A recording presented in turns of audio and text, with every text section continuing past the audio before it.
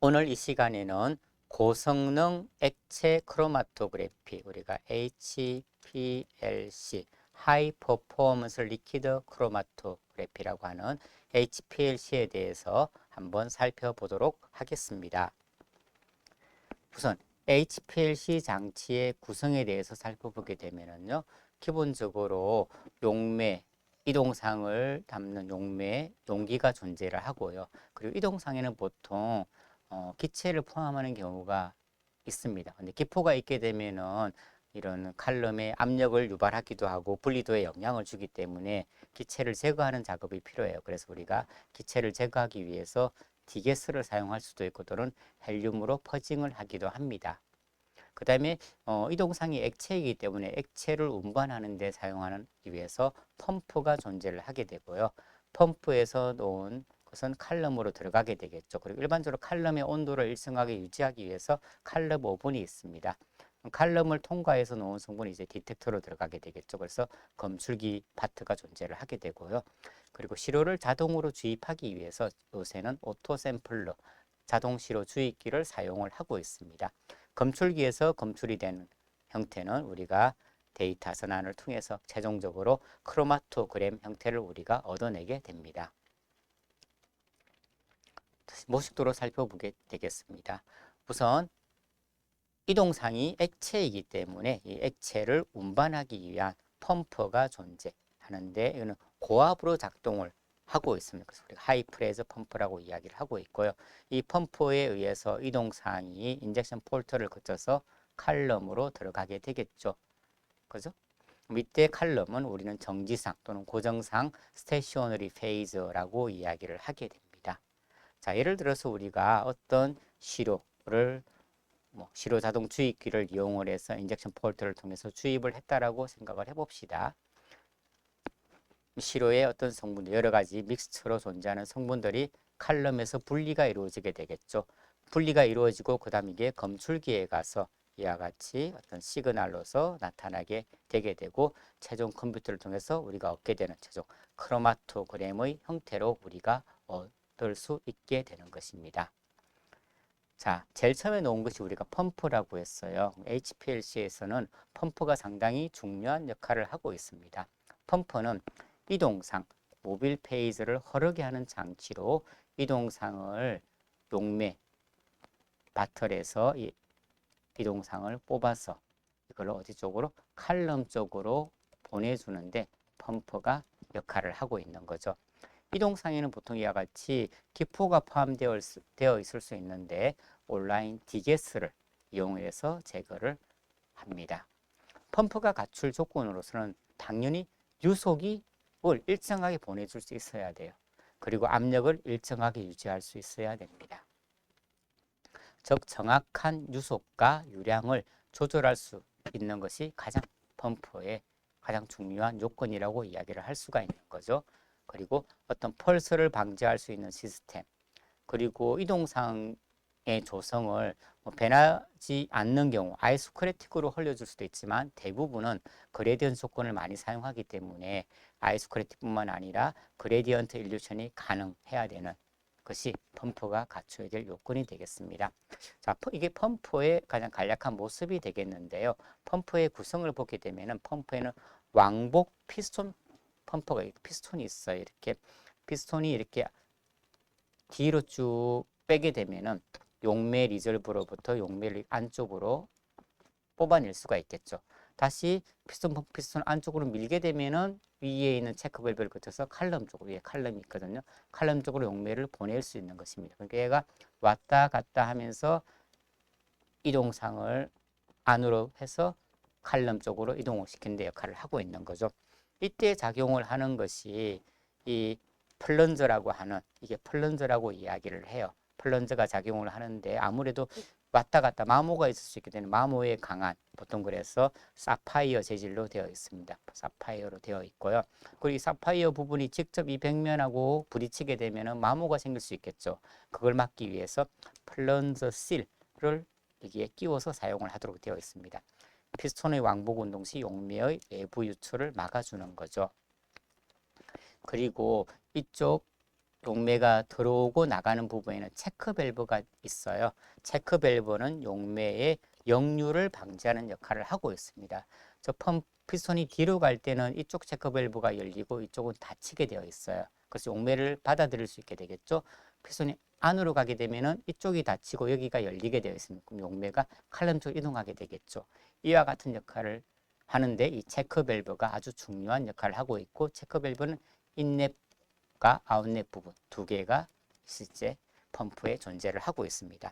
일반적으로 5000 psi의 고압에서도 견딜 수 있도록 고안이 되어 있어요. 그래서 옛날에 우리가 HPLC를 하이 프레저 리퀴드 크로마토그래피라고 이야기를 했어요. 근데 요즘에는 하이 프레저라고 하기보다는 하이 퍼포먼스라고 하는 게 좀 듣기에 좋기 때문에 하이 프레저라는 말은 잘 사용하지 않고 하이 퍼포먼스 리퀴드 크로마토그래피 이렇게 이야기를 하고 있습니다.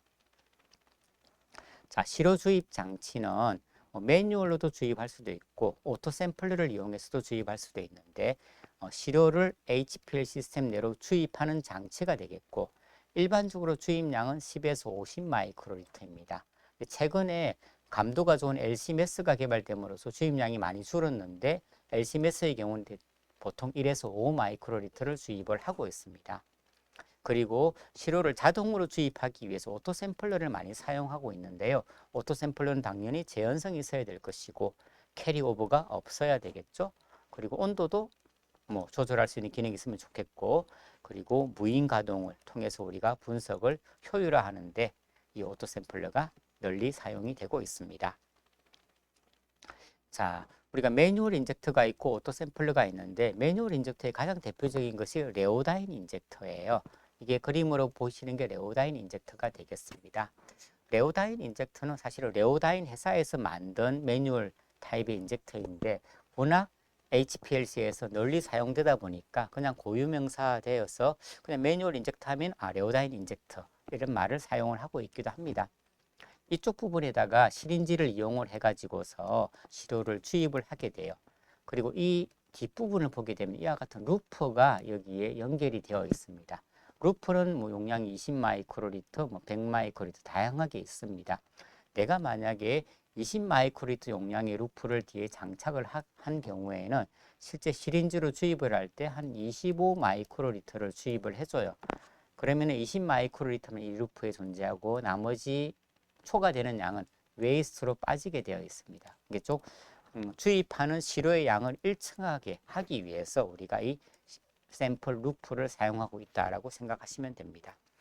오토 샘플러는 프로그램이 되어서 주입량을 바이얼마다 자동으로 주입하는 특징을 가지고 있고, 하나의 분석이 끝나면 자동으로 다음 시료를 주입하도록 설계가 되어 있습니다. 자, 레오다인 인젝터는 6포트 밸브, 6웨이 밸브라고 이야기를 해요. 왜? 구멍이 6개가 있거든요. 근데 구멍이 6개가 있는데 이거는 이와 같이 로드 포지션에서 로드가 있다 그죠? 이거를 작동시킬 수도 있고 인젝터 포지션으로 전환할 수도 있게 돼요. 자, 로드 포지션에서는 보게 되면은 1번하고 6번, 2번하고 3번이 연결되어 있습니다. 자, 펌프에서 용매가 1번으로, 2번으로 들어가게 되면은 3번으로 해서 이렇게 해서 칼럼으로 가게 되겠죠. 그럼 시료를 주입할 때는 4번을 통해서 시료를 주입하게 돼요. 4번하고 1번은 샘플 루프로 연결이 되어 있습니다. 그럼 가량을 주입하게 되면은 샘플 루프에 우리가 원하는 양이 머물게 되고, 가량으로 들어간 양은 6번을 통해서 웨이스트로 빠지게 되어 있게 되는 거죠. 그래서 일정한 양을 우리가 주입하는데 이 샘플 루프가 아주 중요한 역할을 하고 있습니다. 이렇게 시료를 로딩한 다음에 이 밸브를 아래쪽으로 인젝터 위치로 바꾸게 되게 되면 이제는 1번, 2번하고 3번, 4번이 연결이 되게 됩니다. 그러면은 용매가 펌프에서 2번으로 들어가서 1번으로 가게 되고, 1번에서 샘플 루프에서 시료를 가지고서 4번을 가게 되겠죠. 그리고 3번을 통해서 칼럼으로 들어가게 되는 거죠. 시료가 인젝션 되는 위치가 되는 겁니다. 그리고 다시 또 시료를 주입할 때는 다시 원래 상태로 돌린 다음에 시료를 로딩하고 다시 또 내리게 되면은 시료가 칼럼 쪽으로 들어가게 되겠죠. 이와 같이 설계되어 있는 것이 레오다인 인젝터가 되겠습니다. 그 다음으로 HPLC 검출기의 종류를 보게 되면요. GC 검출기처럼 역시 선택적인 검출기가 있고 유니버설한 검출기가 있습니다. 선택적인 검출기에는 UV를 검출할 수 있는 UV 검출기, 또 형광을 검출할 수 있는 형광 검출기, 그리고 산화 환원 반응을 이용하는 전기화학적 검출기 등이 있고요.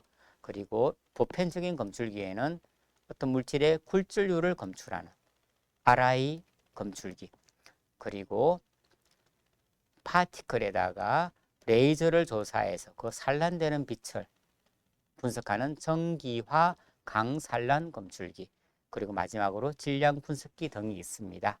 이들은 검출기에 대해서 하나하나 좀 더 자세히 살펴보도록 하겠습니다.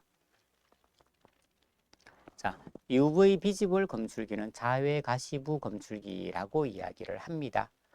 우리가 UV 비지블 분광 강도계에서는 우리가 샘플 셀을 사용했어요. 그죠? 큐벳이라고 하는 이와 같은 셀을 사용했는데 HPLC에 사용하는 셀 같은 경우는 이렇게 고정된 타입이 아니라 이동상이 계속 흘러가야 되기 때문에 이와 같은 셀을 우리는 플로우 셀이라고 이야기를 합니다. 플로우 셀을 사용을 하고 있고요. 그리고 만약에 플로우 셀의 이동상이 만약에 이렇게 수직으로 바로 이동을 하게 되면은 이쪽이 강원이 있거든요. 강원에서 패스, 라이트 패스가 너무 짧아요. 그렇게 되면 분석 감도가 안 좋겠죠. 그래서 HPLC에서는 G타입의 플로우셀을 사용하고 있습니다. 그림을 보시게 되면은 이동상이 들어와서 이렇게 거친 다음에 이렇게 나가게끔 꺾여서 나가게끔 되어 있어요. 그러면은 빛이 이렇게 비춰주게 되면 유로는 요만큼 패스랭스가 길어지게 되겠죠. 결국 패스랭스가 길어지게 되면 헛강도도 증가를 하게 되어 있어요. 패스랭스하고 헛강도는 비례관계에 있으니까 이렇게 설계를 하여야만이 우리가 어떤 어넬라이트를 감도를 우리가 아주 높여서 분석을 할 수 있게 되겠죠.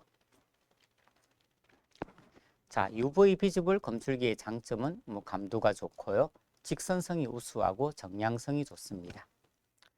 그리고 플로우셀을 매우 작게 만들 수 있기 때문에 밴더의 브로드닝을 줄여줄 수가 있어요. 그리고 이동상의 영향을 비교적 적게 받기 때문에 그레디언트 용리도 가능하더라. 그리고 시료를 파괴하지 않는 비파괴적 방법이기 때문에 시료를 해소할 수 있다는 장점을 가지고 있습니다. 그리고 검출 파장을 변화시켜 주게 되면 어떤 시료를 선택적으로 검출할 수 있는 기능도 가능하더라. 그 다음에 PDA라고 하는 포토 다이오드 어레이 검출기를 사용을 하게 되면 흡수 스펙트럼을 얻을 수 있기 때문에 흡수 스펙트럼 분석을 통해서 어느 정도 구조적인 정보를 알아내는 데도 사용이 가능하더라. 즉 정량 분석뿐만 아니라 정성 분석도 가능하다라는 말이 되겠죠. 자, 왼쪽에 있는 것이 일반적인 UV 검출기가 되겠고요. 오른쪽에 있는 것이 PDA, 포토 다이오드 어레이 검출기가 되겠습니다. 자, UV 검출기의 경우에는 광원이 있을 거예요. 그죠? 광원을 우리가 슬릿을 통과시키고 그레이팅을 통해서 모노크로메이트라고 했어요. 그죠? 그레이팅을 통해서 빛을 해서 특정 파장의 빛만 샘플에 들어가도록 해주는 거죠. 이렇게 샘플 앞에 그레이팅이 존재를 하고 있습니다. 그렇게 해서 검출하는 방식이 일반적인 UV 검출기예요. 그죠? 이거 같은 경우는 한 번에 하나의 파장만 분석이 가능해지겠다. 그죠? 이에 비해서 PDA 검출기의 경우에는 램프가 있고 램프의 빛이 바로 샘플 셀에 들어가고 샘플 셀에서 흡수되고 나온 빛을 그레이팅해서 빛을 이렇게 디프렉션 시켜가지고서 PDA에서 검출하는 방식이에요. 그러니까 우리가 이제는 한 파장이 아니라 여러 파장을 다 분석할 수 있다는 장점이 있게 되겠죠. PDA 검출기는 수백에서 수천 개의 포토 다이오드가 여기에 일렬로 배치가 되어 있습니다. 일렬로. 그렇기 때문에 넓은 영역의 파장의 빛을 동시에 검출할 수가 있는 겁니다. 그렇기 때문에 시료의 UV 비지블 스펙트럼을 얻어낼 수 있게 되는 거죠. 자, 예를 들어서 보게 되면요. 이와 같이 분석을 하게 되면 크로마토그램을 얻게 돼요. 크로마토그램을 보게 되니까 피크가 3개가 나왔구나. 이런 걸 알 수가 있게 되겠죠. 근데 이거를 우리가 PDA로 검출했다라면은 이 피크 1에 대해서 흡수 스펙트럼, 피크 2에 대해서 흡수 스펙트럼, 피크3에 대해서 흡수 스펙트럼을 얻어낼 수 있다라고 하는 거죠. 흡수 스펙트럼을 얻어낼 수 있기 때문에 이 흡수 스펙트럼의 분석을 통해서 이 물질이 이 물질은 아마 카페인일 것 같다. 카페인의 흡수 스펙트럼과 유사하니까 이런 식으로 해서 어느 정도 정성 분석도 가능해진다라고 하는 거죠. 그 다음으로 현강 검출기가 있습니다. 현강 검출기는 UV 검출기에 비해서 감도가 100배 이상 높은 특징을 가지고 있어요. 자, 현강 검출기를 보게 되면 램프 광원이 있겠다, 그죠? 광원에서 우리가 보게 되면은 익사이테이션 필터를 거쳐서 특정 파장의 빛을 샘플로 들어가게 만들어줍니다. 그럼 샘플이 중에 어떤 현광을 낼 수 있는 물질이 존재한다라고 하면은 현광성 물질이 빛을 에미션하게 되게 현광을 내게 되겠죠. 현광 내는 에미션 어떤 필터를 하게 되면은 현광 에미션 파장만 해서 우리가 검출을 할 수 있게 됩니다. 우리가 현광 검출기에서 익사이테이션 밴드하고 에미션 파장은 서로 수직 관계, 이 필터를 수직으로 이렇게 구성을 하게 돼요. 일반적으로 직각 방향으로 구성을 해서 사용을 하게 됩니다.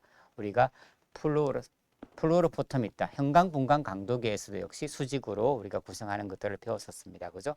그리고 시로셀의 형태는 원통형 타입을 이용을 하고 있습니다. 현광 검출기의 장점은요. 현광 있는 물질만 선택적으로 검출이 가능하다는 장점을 가지고 있어요. 그렇기 때문에 자외선에 비해서 100배에서 1000배 정도 높은 감도를 가지고 있습니다. 그럼 현광이 없는 물질은 분석이 되지 않느냐? 그렇지 않아요. 현광이 없는 물질이라도 현광체화 반응, 즉 유도체화 반응을 통해서 현광 물질로 전환할 수가 있습니다. 즉 아미노산 같은 경우에다가 오르소포탈 알데하이드하고 반응을 시키게 되면은 현광을 띠는 물질로 전환이 돼요. 그렇게 해서 우리가 현광 검출기로 분석을 할 수 있게 되는 거죠. 단점은 자연계에서 현광을 내는 물질은 그렇게 제한적이라고 합니다. 그렇기 때문에 분석 가능한 시료의 범위가 UV 비지블 검출기에 비해서 제한적인 것이 현광 검출기의 단점이 되겠습니다. 다음으로 전기화 광산란 검출기가 있어요. 한번 그 원리를 살펴보겠습니다. 칼럼에서 분리된 용리액이 질소와 함께 분무가 됩니다. 즉 칼럼에서 놓은 용리액이 이렇게 들어갈 때 옆으로 질소가스를 불어넣어서요. 분무가스가 되겠죠. 그러면 이것들이 분무가 된다라고 하는 거죠. 그럼 다양한 이와 같은 물방울 형태로 분무가 일어나게 되겠죠. 용매 방울 형태로, 그죠? 근데 이 용매는 이와 같은 가열된 관을, 이걸 드리프트 튜브라고 하는데 이 관을 통과를 하면서 정발이 될 거예요. 정발이 되고 나면 거의 마지막에는 이제 어넬라이트, 용질 분자만 남게 되겠죠. 그죠? 이 용질 분자에다가 레이저를 조사를 해주게 됩니다. 레이저를 조사하게 되면 용질 분자에 해서 빛이 산란되게 되겠죠. 그죠? 이 산란광을 검출하는 것이 전기화, 용매를 정발시키고 빛을 산란시킨다고 해서 전기화 광산란 검출기, 우리가 약으로 ELSD라고 이야기를 합니다. Evaporative Laser Scattering Detector가 되겠죠. ELSD는 만능 검출기예요. 이동상보다 비휘발성인 모든 시료, 용질을 다 검출할 수가 있습니다. 감도도 좋고요. 그리고 검출기의 감도는 물질의 질량에 비례합니다. 그리고 피크의 강도는 물질이 많이 존재할수록 피크가 더 크게 나타나게 되겠죠. 그리고 용매를 휘발시키기 때문에 용매 피크는 나타나지가 않습니다. 용매의 영향을 받지 않기 때문에 기울기 용리도 용이하고요. 그리고 UV 흡수가 강한 용매라도 용매를 날려버리기 때문에, 그죠? 상관이 없어요. 그래서 UV 용매가 흡수가 강한 용매도 사용 가능하다는 장점을 가지고 있습니다. 한번 ELSD의 작동 원리를 한번 그림으로 살펴보도록 하겠습니다. 이렇게 ELSD 그림이 있어요. 그죠? 자, 칼럼에서 놓은 이동상이 여기를 통과를 하게 됩니다. 그리고 여기에 나이트로젠 가스를 불어넣어서요. 그럼 여기서 분무가 이루어지게 되는 거죠. 근데 이 드리프트 튜브는 가열이 되어 있어요. 그러니까 용매가 정발하게 되겠죠. 용매가 증발하게 되면은 마지막에 가서는 이제 어넬라이트, 용질만 존재하게 됩니다. 그죠? 이 용질에다가 레이저 강을 조사를 하게 되면은 이 용질이 이 빛을 산란시키게 되겠죠. 그 산란강을 분석하는 검출기가 전기화 강산란 검출기 또는 Evaporative Laser Scattering Detector ELSD가 되는 것입니다. 그 다음으로 굴절률 검출기, 우리가 Refractive Index Detector라고 이야기를 합니다. 원리는 분석 물질이 용리액에 존재할 때 용액의 굴절률이 당연히 변화하겠죠. 굴절률 검출기에서는 항상 레퍼런스 셀하고 시료셀, 샘플셀 두 개를 다 사용을 해요. 레퍼런스 셀에는 이동상이 들어가 있고요. 샘플 셀에는 칼럼에서 놓은 용리액이 들어가게 되겠죠. 그럼 이 레퍼런스 대조셀하고 시료셀 사이의 굴절률 차이를 이용해서 시료를 검출하는 방식이 굴절률 검출기가 되겠습니다. 역시 ELSD처럼 만능 검출기에 해당을 합니다.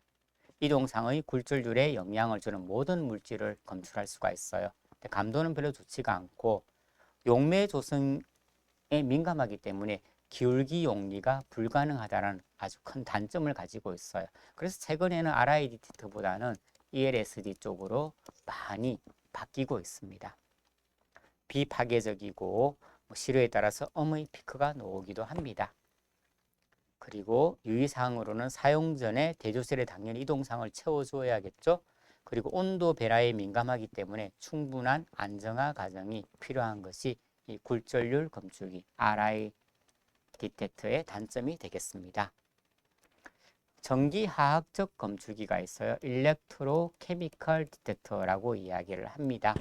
산화 또는 환원되는 물질을 검출할 수가 있습니다. 작동 원리는 활동 전극에다가 일정한 전압을 가해줍니다.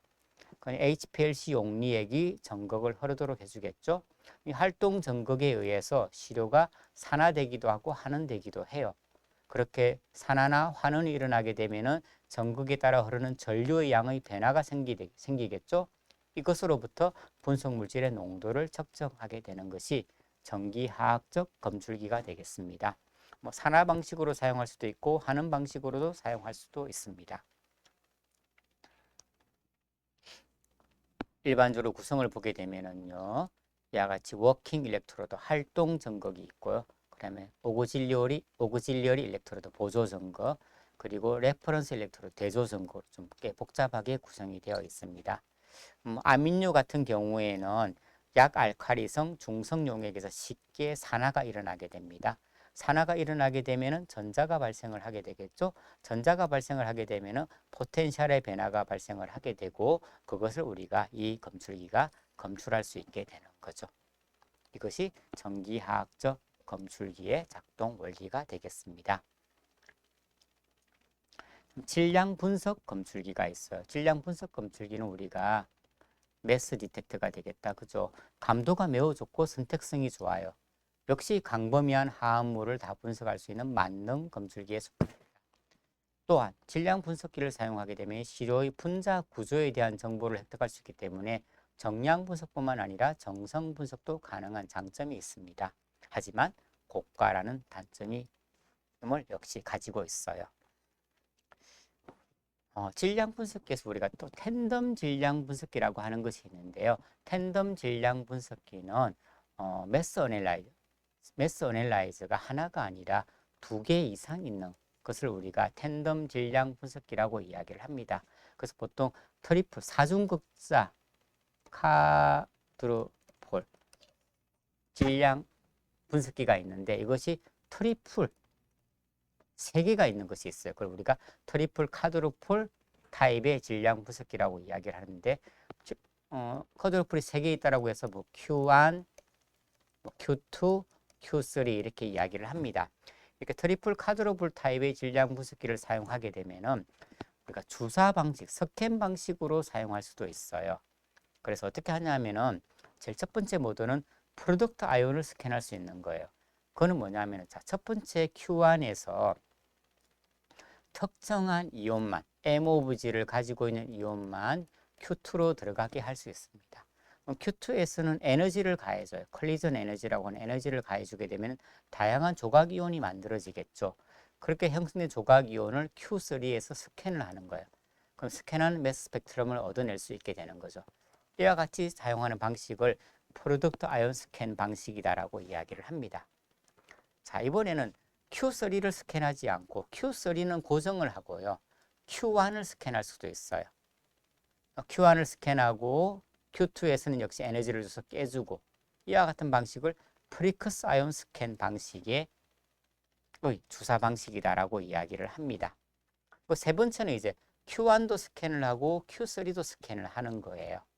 그와 같은 방식을 우리가 뉴트럴 로스 스캔이라고 이야기를 합니다. 이 프로덕트 아이온 스캔, 프리커스 아이온 스캔, 뉴트럴 로스 스캔에 대해서는 나중에 예를 들어서 좀 더 자세히 설명을 드리도록 하겠습니다. 마지막으로 Q1도 고정을 하고 Q3도 고정을 하게 되면 아주 선택적으로 특정한 화합물만 분석할 수 있는 아주 민감하게 분석할 수 있는 정량 분석이 가능하게 돼요. 우리는 이거를 멀티플 리액션 모니터링 방법 또는 셀렉티드 리액션 모니터링 방법이라고 이야기를 합니다. 이 방법은 화합물의 아주 고감도 정량 분석에 사용되는 방법이다라고 이야기를 하고 있는데요. 여기에 대해서 자세히 하나하나 살펴보도록 하겠습니다. 자, 우리가 9가지 페놀 화합물을 가지고 있다라고 생각을 합시다. 분자량도 막 다르기도 하고요. 또 어떤 거는 글리큐로나이드가 결합되어 있는 형태도 있어요. 또 어떤 거는 분자량은 동일하지만 124로 그 구조가 조금씩 다른 형태도 있습니다. 자, 이와 같은 9가지 페놀 화합물들을 앞에 우리가 배웠던 4가지 분석 모듈을 가지고 한번 분석을 해보도록 하겠습니다. 자, 먼저 프리커스 아이온 스캔을 가지고 한다라고 생각합시다. 프리커스 아이온 스캔은 Q3를 고정하고 Q1을 스캔한다라고 이야기를 했어요. 그죠? 자, Q3에서 제가 93으로 한번 고정을 해봤어요. MOVG 값을. 자, 우리 현재 여기 보게 되면 하나, 둘, 셋, 넷, 다섯, 여섯, 7가지 화합물이 있습니다. 자, 7가지 화합물이 이 Q2에서 에너지를 주게 되면 깨지게 되겠죠. 이 4가지 화합물은 깨졌을 때 93이라고 하는 이온이 조각 이온이 공통적으로 나와요. 하지만 이 3가지 물질 같은 경우에는 93이 아니라 95, 94, 79가 나오는 거죠. 여기가 깨지고 여기가 깨지고 이렇게 깨지게 되면은. 그래서 근데 우리가 Q3에서 93을 고정하였기 때문에 93이 나오는 물질을 Q1에서 스캔하라라고 하는 것이 프리커스 아이온 스캔이에요. 근데 이 3가지 물질은 93이라는 조각 이온을 내지 않기 때문에 스캔이 되지 않아요. 그럼 스캔이 되는 물질이 이 4가지 물질이 되겠죠. 그죠? 왜? 이 4가지 물질은 93이라고 하는 조각 이온을 형성하기 때문에. 그럼 이런 모드에서 우리가 분석을 하게 되면은 총 피크가 4개가 나오게 되는 겁니다. 4개. 그럼 이 4개 피크의 공통점은 뭘까요? 다 페놀 구조를 가지고 있는 거죠. 이 94라고 하는 것이 페놀에서 H가 하나 떨어져 나간 형태니까요. 그죠? 페놀 구조. 결국은 프리끼이라 93에서 우리가 프리커스 아이온 스캔을 하게 되면은 내가 가지고 있는 여러 가지 혼합물 중에서 페놀기를 가지고 있는 화합물이 몇 개나 존재하는지 알아낼 때 아주 유용한 분석 방법이 되겠죠. 그죠? 그 다음, 자, 이거 넘어가도록 하겠습니다. 그 다음, 뉴트럴 로스 스캔이 있어요. 뉴트럴 로스 스캔은 Q1도 스캔을 하고 Q3도 스캔을 하는 방식이에요. 자, 아까 내가 글루큐로나이드 컨주게이트 모양의 화합물이 3개 있는 걸 보여줬어요. 그죠? 나머지 6개 화합물은 글루큐로나이드가 결합되어 있지 않은 형태예요. 자, 글루큐로나이드 구조를 이 Q2에서 에너지를 깨게 되면은 이 글루큐로나이드가 떨어져 나가는 조각 이온이 형성이 되게 됩니다. 그죠? 글루큐로나이드가 없어요. 그죠? 그리고 이 조각 이온의 M 오브 G는 서로 다 달라요. 하지만 모화합물하고 글루큐로나이드가 떨어져 나간 형태의 그 M 오브 G 차이를 보게 되면 다 176이 차이가 나요. 그 말은 뭐냐면은 176의 뉴트럴 로스가 발생하였다라고 하는 거죠. 그래서 이 모델을 가지고 아까 우리가 9개의 화합물을 분석을 하게 되면은 몇 개가 보일까요? 피크가 3개만 관찰이 되는 거죠. 이 관찰된 이 3개의 화합물은 다 뭐다? 이 글루큐로나이드를 그 구조 내에 가지고 있다라고 생각하시면 되는 거예요. 글루큐로나이드 컨주게이트만이 이 스캔 모드에서는 분석이 된다라고 하는 거죠.